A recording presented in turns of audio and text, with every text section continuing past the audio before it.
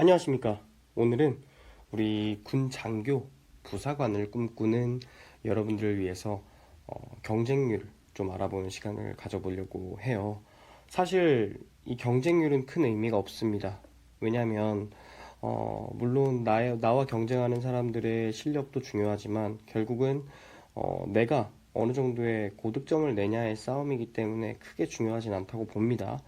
그런데 많은 요청이 있었어요. 궁금하신 분들이 꽤 있는 것 같아서 저희가 이 학원 데이터를 통해서 좀 알아보도록 하겠습니다.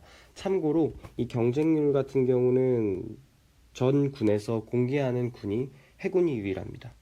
나머지 군 같은 경우는 저희가 커뮤니티나 혹은 저희가 5년간 쌓은 데이터를 통해서 알아본 자료임을 알려드립니다.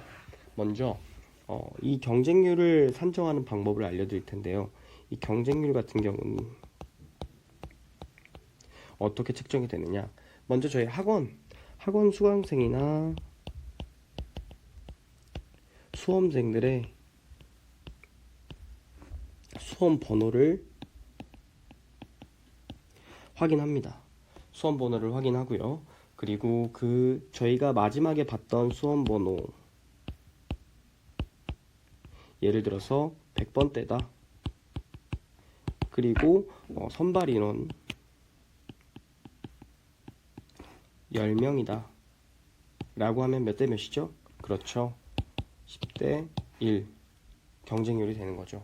이런 식으로 산정한 것이기 때문에 정확성이 조금은 떨어질 수 있다고는 하지만 그렇다고 마냥 부정확하지도 않다. 왜냐하면 저희가 이런 부분들 때문에 저희가 정확성을 최대한 좀 높이기 위해서 가장 마지막 수험 번호를 굉장히 많이 확인을 하거든요. 그래서 나온 좀 수치이기 때문에 죄송합니다. 그런 부분들은 좀 참고해 주시면 되겠습니다. 아시겠죠? 자, 잘 안 지워지네요. 자, 알아보도록 하겠습니다.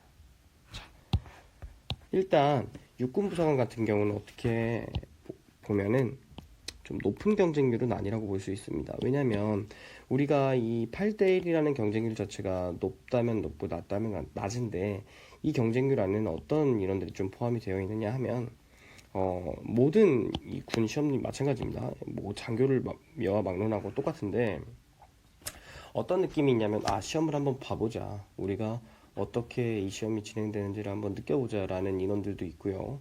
그리고 올해 대상자가 아닌데 일단은 시험 한번 봐볼까 라고 예를 들어 뭐 학사장교 같은 경우는 졸업 시즌이 아닌데 시험을 한번 보는 경우도 있고요. 왜냐면 시험 보는 것까지는 가능하거든요.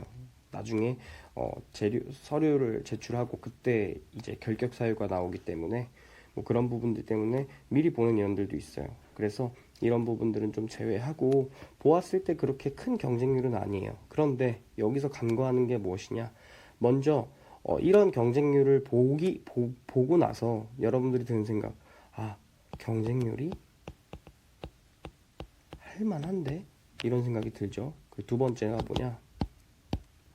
그러면 쉬엄쉬엄 하자. 이런 생각이 드는 겁니다. 뭐 나중에 추가적으로 나중에 시험 준비하는 그 과정을 알려드리겠지만 이게 사실상 쉬엄쉬엄 준비해서는 안 되는 시험입니다.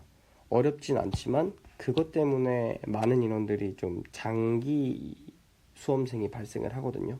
그래서 그런 좀 폐해가 있기 때문에 그런 부분들은 나중에 좀 다뤄보도록 하고요. 오늘은 경쟁률을 다시 한번 보도록 하겠습니다. 네. 그래서 육구부사관 같은 경우는 저희 데이터로 보았을 때 8대1 정도 보이고요. 특전부사관 같은 경우는 6대1 정도 보입니다. 자, 여러분, 이 특전부사관의 경쟁률을 보시고 또 오해를 하시는 분들이 있는데 특전사는 조금 다릅니다. 말 그대로 특수부대원을 뽑는 그런 군이잖아요. 그렇기 때문에 이 특전사 같은 경우는 체력이 매우 중요합니다. 예를 들어서 내가 면접 1등, 필기 1등, 신원조사에서도 이상 없습니다. 그런데 체력이 바닥이거나 아니면 뭐 과락이거나 이렇게 되면 뭐 다른 군도 똑같겠지만 그냥 뒤도 안 돌아보고 탈락하는 데가 이곳입니다. 일예로 제가 아는 그 지인이 옛날에 뭐 그렇게 오래되진 않았어요. 한 2, 3년 정도 됐는데요. 여기서 필기를 다 거의 1등을 하고요. 거의 그 면접 역시도 굉장히 고득점이었어요. 예. 근데 어디서 떨어졌냐면 이 산항 메고 달리기라고, 이게 뭐냐면 이 모래주머니를 여기 이렇게 사람이 이고 뜁니다. 이 어깨에 이고 달리는 거예요. 근데 이걸 중간에서 떨어뜨렸네. 그래서 점수가 과락이 나와 버렸어요. 근데 보통은 좀 아깝지 않나요? 이런 분들 이렇게 보면 아까울 수 있지. 그래서 모병관이 기회를 한 번 더 줄 법한데, 뭐 물론 그런 권리는 없겠지만, 근데 죄송합니다 하고 바로 보내버리더라고요. 그래서 그 다음 기수에 들어갔는데, 그래서 이런 부분들도 있다. 그러니까 이 특전사는 어떻게 보면 그들만의 리그다라고 보셔야 돼요. 그래서 내가 정말 특전사를 가고 싶다라고 하시면 체력도 뭐 필기도 필기지만 면접도 면접이고, 체력 이 부분을 굉장히 갈고 닦으셔야 돼요. 그리고 두 번째로는 이게 합격으로 끝나면 안 되거든요. 뭐가 돼야 되죠? 임관이 돼야 돼요. 임관. 그러니까 내가 이 후보생에서 하사, 소위가 돼야 된다고요. 그죠? 이 임관이 돼야 돼요. 임관. 그 다음엔 장기고, 장기복무. 이게 안 되면 말짱 꽝이에요. 합격하면 뭐해? 임관을 못 하는데. 그죠? 그래서 이런 부분들도 알고 있어야 돼요. 그래서 일단 나중에 자꾸 좀 세서 죄송하지만 너무 안타까워서, 예, 이게 돼야 되는데 너무 이런 거를 좀 간과하시는 수험생들이 많아요. 무튼 예, 특전부사관들은 어떻게 보면은 경쟁률은 낮지만 요게 또 변수가 됩니다. 체력. 그죠? 해군부사관 같은 경우는 어떠냐?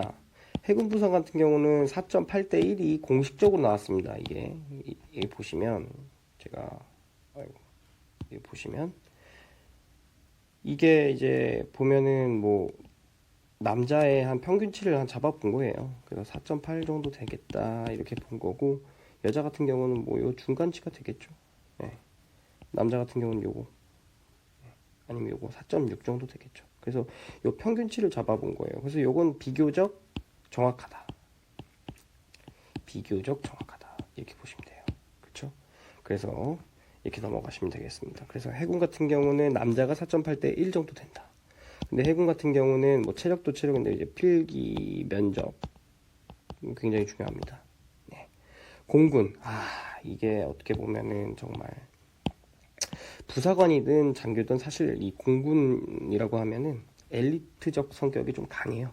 그리고 그들도 약간의 그런 프라이드가 있지 않나, 이런 걸 좀 보는데 굉장히 높습니다. 실제로 이 정도가 넘을 수도 있어요. 왜냐면 공군 같은 경우는 시험 자체가 보는 게 좀 달라요. 지금은 뭐 달라졌지만 예전에는 국사를 막 전근대사를 봤어. 영어도 봤어요. 막 영어. 그러니까 뭐 부사관 같은 경우는 영어가 어쨌든 장교보다는 조금 낮은 영어였는데, 제가 알기로는 중학생 정도는, 중학영어 정도는 봤던 것 같아요. 1, 2 정도. 예. 그만큼 원하는 게 많다. 왜? 그만큼 선호하는 군이기 때문에. 그래서 경쟁률도 굉장히 세요. 그래서 공군부사관 같은 준비하는 분들, 장교 준비하시는 분들 정신 똑바로 차리세요. 네, 정말입니다. 굉장히 셉니다. 예. 그래서 이 남군 부사관을 이 경쟁률로 놓고 봤을 때는 공군, 해군, 육군, 특전사로 봅니다. 사실상 여기 나와 있는 경쟁률 같은 경우는 육군이 높지만 이걸 또 봐야 돼요. 선발 인원이 굉장히 많죠. 그에 반해서는 또 해군이 선발 인원은 좀 떨어져요. 그래서 제가 생각했을 때 실경쟁률은 공군, 그리고 선호도를 봤을 때 공군, 해군, 육군, 특전사가 아닌가 이렇게 봅니다. 예, 특전사는 그들만의 리그다. 그렇게 하시면 돼요. 왜 힘들어 체력이 정말로. 예, 이렇게 넘어가실게요.